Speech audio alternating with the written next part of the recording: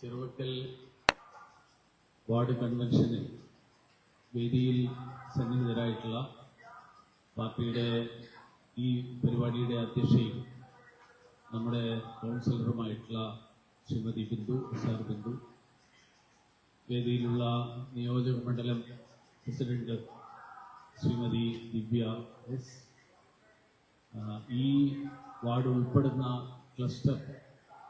ക്ലസ്റ്ററിന്റെ ഇൻചാർജായിട്ടുള്ള പാർട്ടിയുടെ ജില്ലാ ഉപാധ്യക്ഷൻ,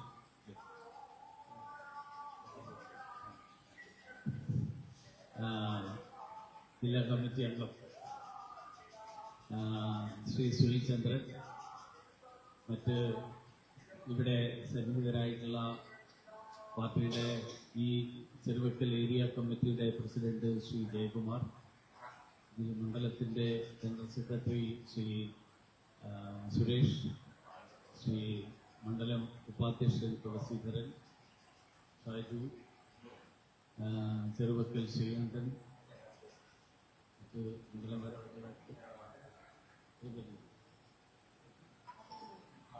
മറ്റ് സുഹൃത്തുക്കളെ, സഹപ്രവർത്തകരെ, എല്ലാവർക്കും നമസ്കാരം. നമുക്കെല്ലാവർക്കും അറിയാം, നമ്മുടെ കോർപ്പറേഷൻ തെരഞ്ഞെടുപ്പ് നവംബർ മാസത്തോടുകൂടി നടക്കാൻ പോവുകയാണ്. അതിൻ്റെ തയ്യാറെടുപ്പുകളുടെ ഭാഗമായിട്ടാണ് എല്ലാ വാർഡുകളിലും പ്രവർത്തകരുടെ കൺവെൻഷനുകൾ നടത്തി തെരഞ്ഞെടുപ്പിന് വേണ്ടിയിട്ട് ഉള്ള തയ്യാറെടുപ്പുകൾ നടത്താനും തെരഞ്ഞെടുപ്പിന് വേണ്ടിയിട്ട് സജ്ജമാകാനും വേണ്ടിയിട്ട് ഈ തരത്തിലുള്ള പരിപാടികൾ പാർട്ടി ആസൂത്രണം ചെയ്തു. ഈ തെരഞ്ഞെടുപ്പിന്റെ പ്രാധാന്യം നമുക്ക് എല്ലാവർക്കും അറിയാം. അടുത്ത 5 വർഷക്കാലം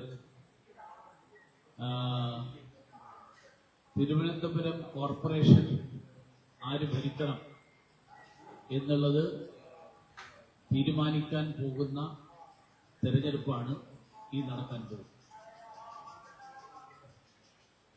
തിരുവനന്തപുരം കേരളത്തിന്റെ തലസ്ഥാനം എന്നുള്ള നിലയിൽ തിരുവനന്തപുരം രാജ്യം മുഴുവൻ നടക്കുന്ന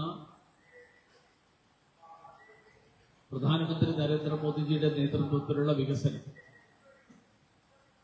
ആ വികസനത്തിൽ പങ്കാളിയാകാൻ തിരുവനന്തപുരത്തിന് സാധിക്കണമെങ്കിൽ അതിന് നേതൃത്വം നൽകാൻ കഴിയുന്ന ഒരു ഭരണ സംവിധാനം തിരുവനന്തപുരം നഗരത്തിന് ഉണ്ടാകണം.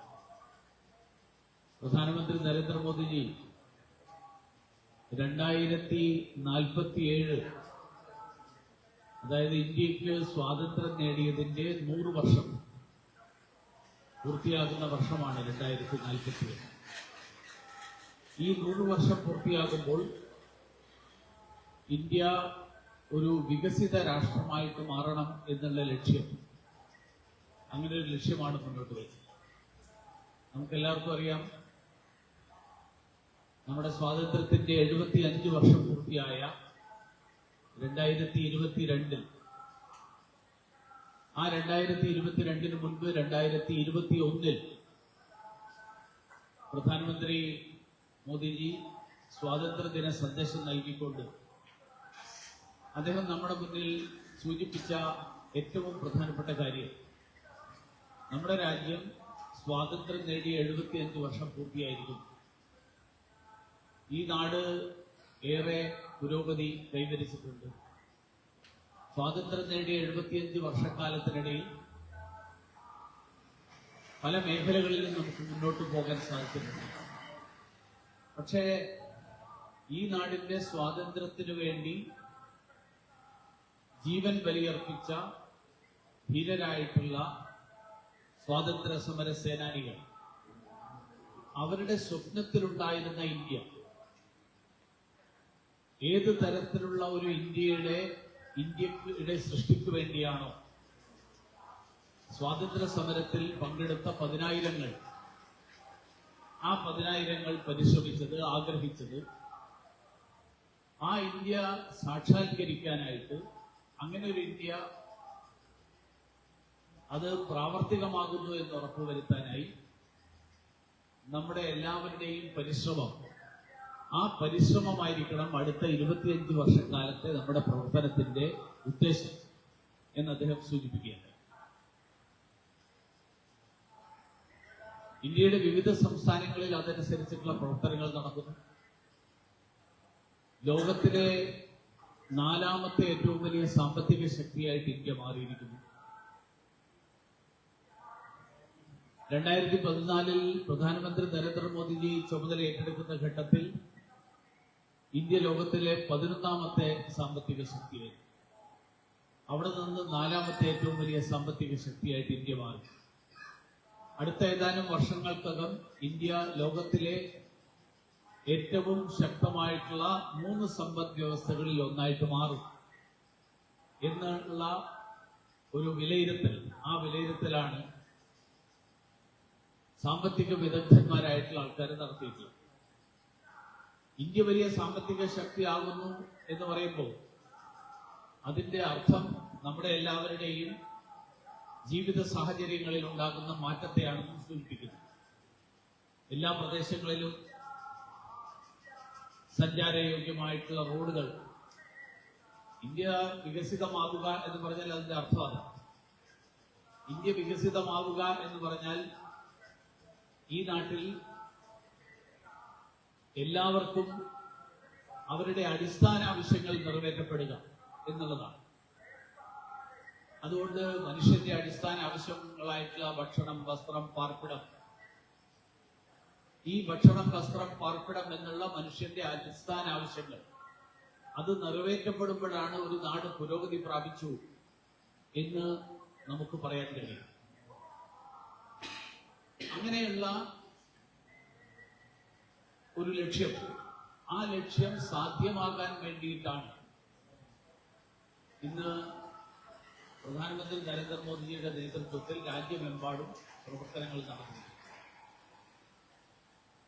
ആ പ്രവർത്തനങ്ങൾ തിരുവനന്തപുരത്തും പ്രാവർത്തികമാകണമെങ്കിൽ, അതനുസരിച്ചിട്ട് തിരുവനന്തപുരം മുന്നോട്ട് പോകണമെങ്കിൽ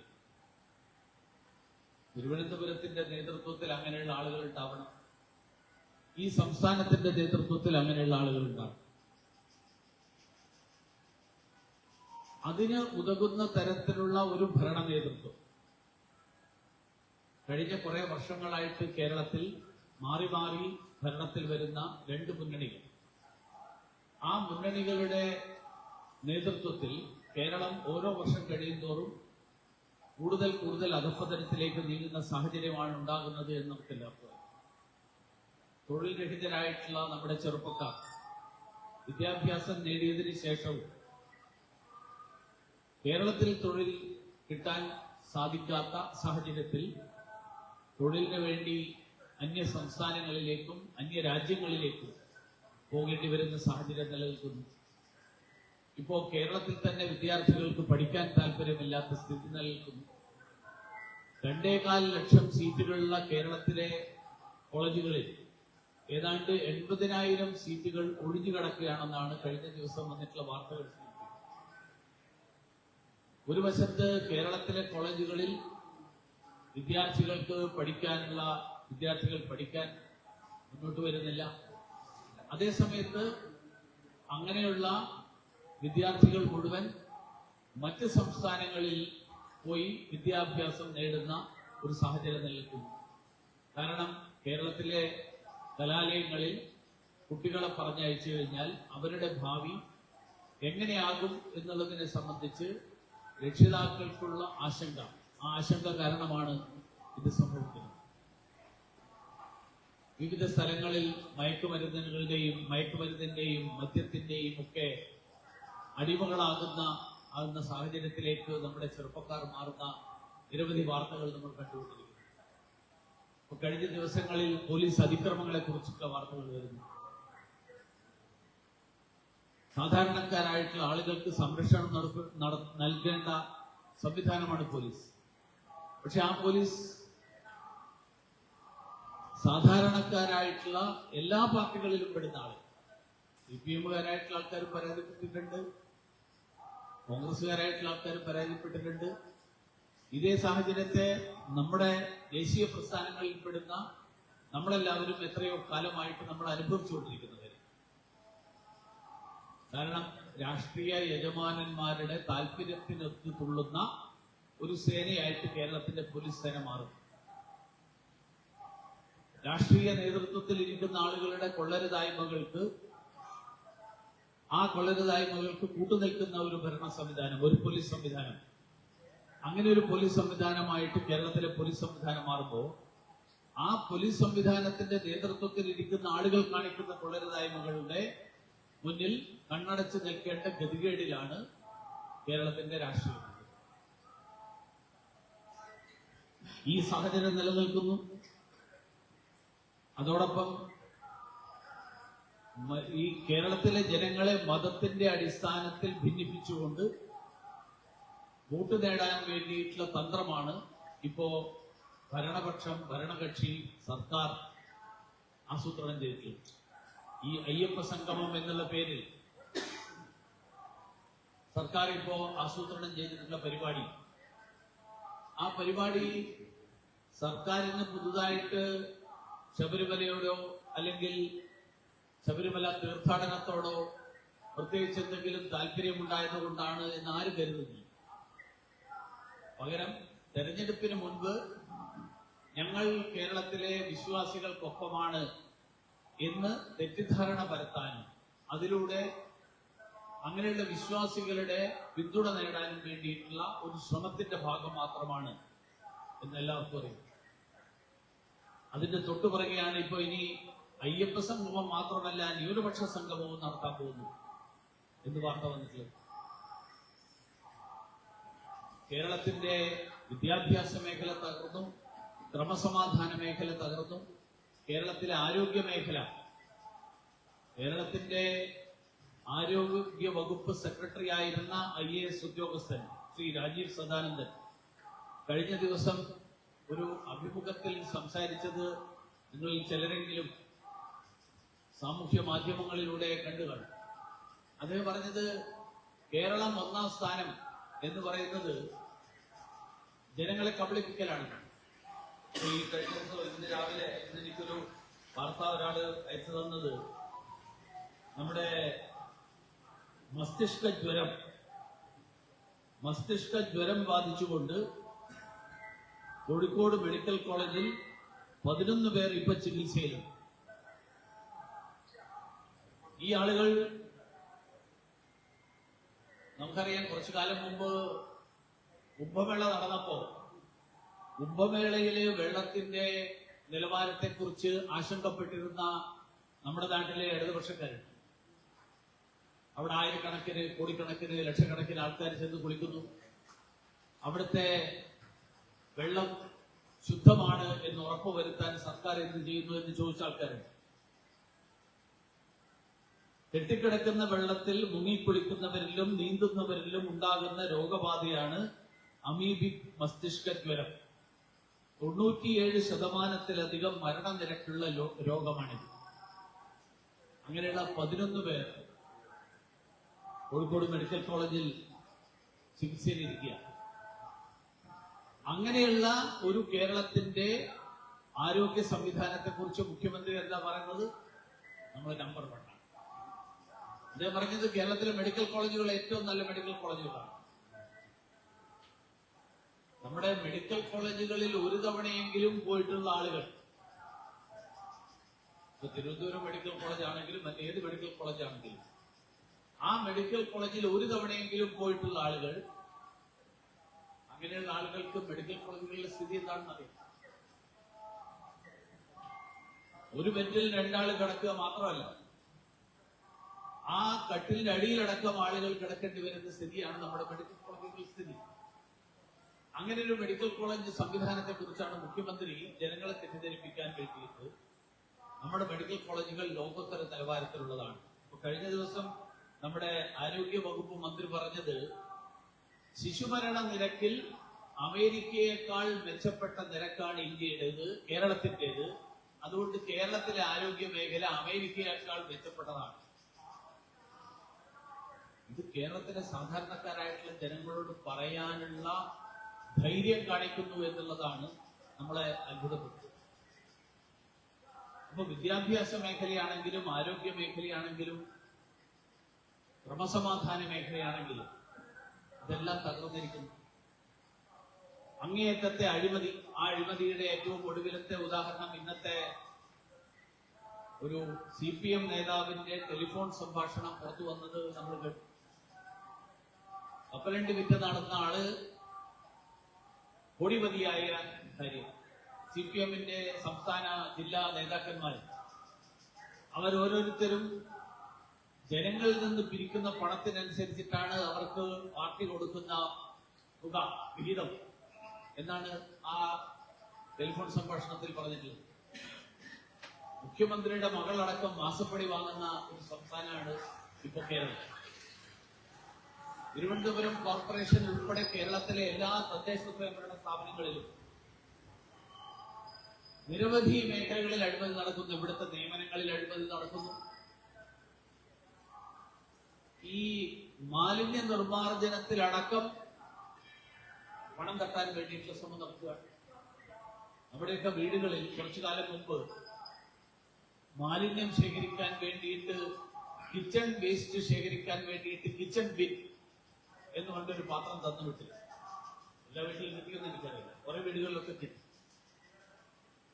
തിരുവനന്തപുരം കോർപ്പറേഷനിൽ 15 കോടി രൂപയാണ്, 15.5 കോടി രൂപയാണ് ഈ കിച്ചൺ ബിന്നിന് വേണ്ടിയിട്ട് ചെലവാക്കിയത്. ആ പണം നമ്മുടെ എല്ലാവരുടെയും നികുതി പണമാണ്. ആ 15.5 കോടിയിൽ ഒരു വീട്ടിൽ കൊടുത്ത ബക്കറ്റിന് 1800 രൂപ വില കണക്കാക്കിയിട്ടാണ് കൊടുത്തത്. ഇതൊരു സാധാരണ ബക്കറ്റാണ്. ഒരു ബക്കറ്റിന് 1800 രൂപ എന്ന് പറഞ്ഞാൽ നമ്മളെല്ലാവരും വീട്ടില് ആവശ്യത്തിന് വേണ്ടിയിട്ട് ബക്കറ്റ് വാങ്ങുന്ന ആളുകളാണ്. 1800 രൂപയുടെ ബക്കറ്റ് നമ്മളാരും കെട്ടില്ല. ഞാൻ ഈ കിച്ചൺ ബിന്നിന്റെ ഇത് വെച്ചുകൊണ്ട് ഞാൻ അത് ഉൽപ്പാദിപ്പിക്കുന്ന ആളുകളുമായിട്ട് സംസാരിച്ചു. അവര് പറഞ്ഞത് പരമാവധി ഇതിന്റെ എല്ലാ സംവിധാനങ്ങളോട് കൂടിയിട്ട് അത് വിൽക്കാൻ, അത് ഉൽപ്പാദിപ്പിക്കാൻ വില കണക്കാക്കിയാൽ 500 രൂപയിൽ കൂടുതൽ വില വരും. അപ്പൊ ബാക്കി 1300 രൂപ എവിടെ പോയി? 15.5 കോടി രൂപ പൊതുഖജനാവിൽ നിന്ന് ചെലവഴിച്ചതിൽ ശരാശരി 5 കോടി മാത്രമേ അതിന്റെ യഥാർത്ഥ വിലയുള്ളൂ. ബാക്കിയുള്ള 10 കോടി രൂപ CPM നേതാക്കന്മാരുടെ പോക്കറ്റിലേക്കാണ് പോയത്. ഈ കിച്ചൺ ബില്ല് ഉണ്ടാക്കിയ കമ്പനി കൊടുത്തിരിക്കുന്ന ബില്ല് ഈ സാധനത്തിന് 1360 രൂപയാണ്. പക്ഷേ കോർപ്പറേഷൻ അതിനു വേണ്ടി ചെലവാക്കിയിരിക്കുന്നത് 1800 രൂപ വെച്ചാണ്. ഇത് തിരുവനന്തപുരം കോർപ്പറേഷനിൽ മാത്രമല്ല, കേരളത്തിലെ എല്ലാ കോർപ്പറേഷനുകളിലും, ഇടതുപക്ഷം ഭരിക്കുന്ന കോർപ്പറേഷനുകളിലും മുനിസിപ്പാലിറ്റികളിലും ഏതാണ്ട് 2 ലക്ഷത്തോളം ഇത്തരത്തിലുള്ള കിച്ചൺ ബിന്നുകൾ സപ്ലൈ ചെയ്തു എന്നാണ് അവർ തന്നെ പറഞ്ഞിരിക്കുന്നത്. അപ്പൊ എത്ര കോടി രൂപയുടെ തട്ടിപ്പ് നടന്നിട്ടുണ്ട്?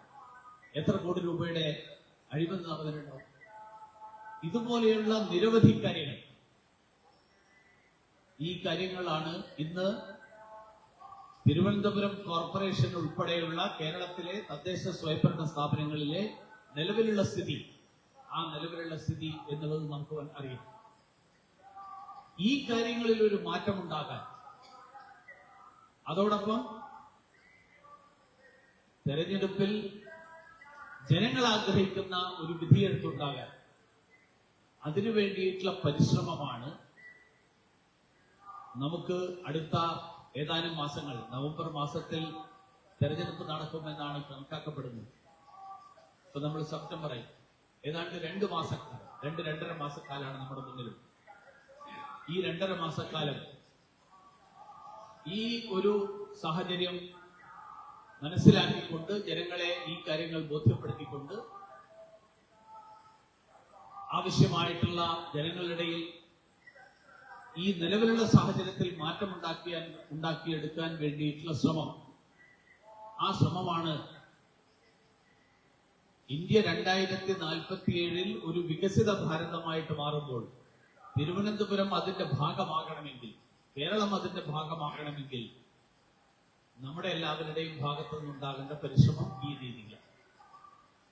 അതുകൊണ്ട് ഈ തെരഞ്ഞെടുപ്പിന് കേവലം തിരുവനന്തപുരത്തിന്റെ കോർപ്പറേഷൻ തെരഞ്ഞെടുപ്പ് നടക്കുന്നു, ചെറുവക്കൽ വാർഡിൽ ആര് മത്സരിക്കുന്നു, ആര് ജയിക്കുന്നു എന്നുള്ളതിനപ്പുറത്ത് ഈ കോർപ്പറേഷന്റെ, ഈ സംസ്ഥാനത്തിന്റെ, ഈ രാജ്യത്തിന്റെ പുരോഗതിയുമായും വികസനവുമായും ബന്ധപ്പെട്ട് നിൽക്കുന്ന ഒരു വളരെ പ്രാധാന്യമുള്ള തെരഞ്ഞെടുപ്പാണിത് എന്ന് തിരിച്ചറിഞ്ഞുകൊണ്ട് അതിനു വേണ്ടിയിട്ടുള്ള പ്രവർത്തനങ്ങൾ സംഘടിപ്പിക്കുക എന്നുള്ളതാണ് ഈ നാടിനോട് പ്രതിബദ്ധതയുള്ള, നാടിന്റെ പുരോഗതിയിൽ പ്രതിബദ്ധതയുള്ള പൗരന്മാർ എന്നുള്ള നിലയിൽ നമ്മുടെ എല്ലാവരുടെയും ചുമതല.